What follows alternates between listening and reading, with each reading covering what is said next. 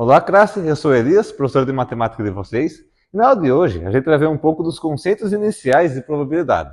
Então, para começar, vocês sabem o que é probabilidade? Probabilidade, pessoal, é a área da matemática que estuda as possibilidades. Então, ela estuda possibilidades de alguma coisa acontecer. No caso, em termos técnicos, a gente estuda a probabilidade de um evento acontecer. Então, onde que se aplica a probabilidade no nosso dia a dia? A gente vê muito um exemplo de probabilidade quando a gente está falando de previsão do tempo. Afinal de contas, a gente está tentando fazer uma previsão.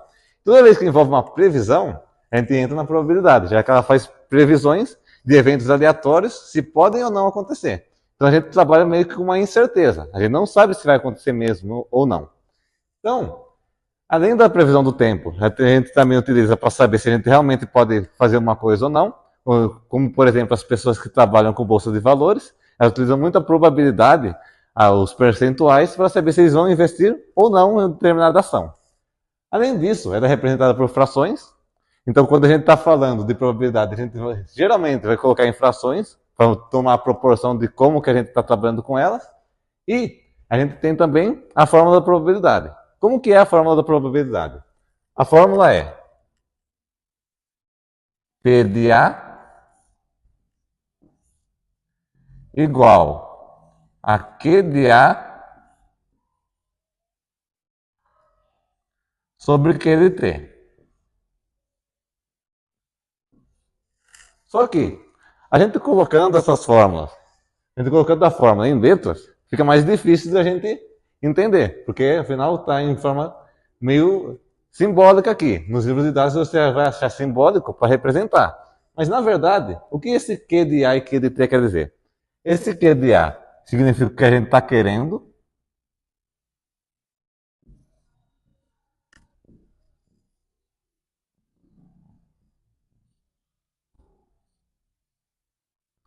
E esse Q de T significa o nosso total. Como assim? Vamos tomar um exemplo então, para ficar mais fácil de a gente entender. Vamos supor que eu fosse sortear 3 barras de chocolate aqui na sala. Então, o que a gente está querendo são 3. Vão ser 3 barras de chocolate, vão ser 3 pessoas que vão ser sorteadas. E o nosso total? Aqui na sala a gente tem 30 alunos. Então seria 30 pessoas. Nosso total seria 30. A partir disso, a gente tem que então, uma proporção de a cada 30 pessoas, 3 vão ganhar. Só que a gente pode simplificar isso. Como? Lembra da aula de simplificações de frações? A gente pode simplificar aqui em cima e aqui embaixo por 3. Então a gente simplifica aqui por 3 e aqui por 3. 3 dividido por 3 vai ser 1. E 30 dividido por 3 vai ser 10. Então, aqui a gente já simplificou um pouco mais. Então a gente já sabe que aqui é uma razão de a cada 10 pessoas, uma pode ganhar barra de chocolate.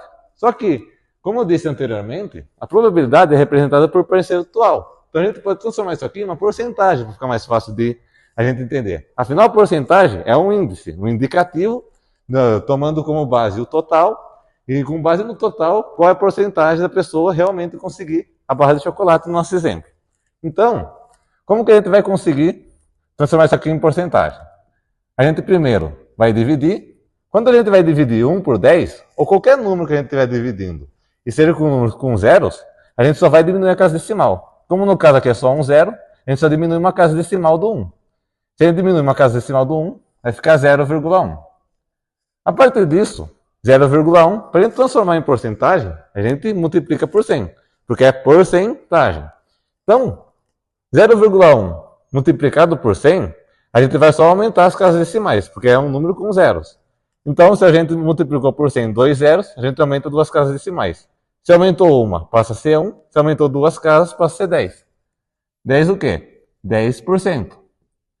Então, pessoal, 10% é a probabilidade que cada aluno tem de conseguir a barra de chocolate. Então, inicialmente, antes de eu sortear a primeira, a segunda e a terceira, cada aluno tem 10% de chance de conseguir uma barra de chocolate. Então, essa foi a aula inicial.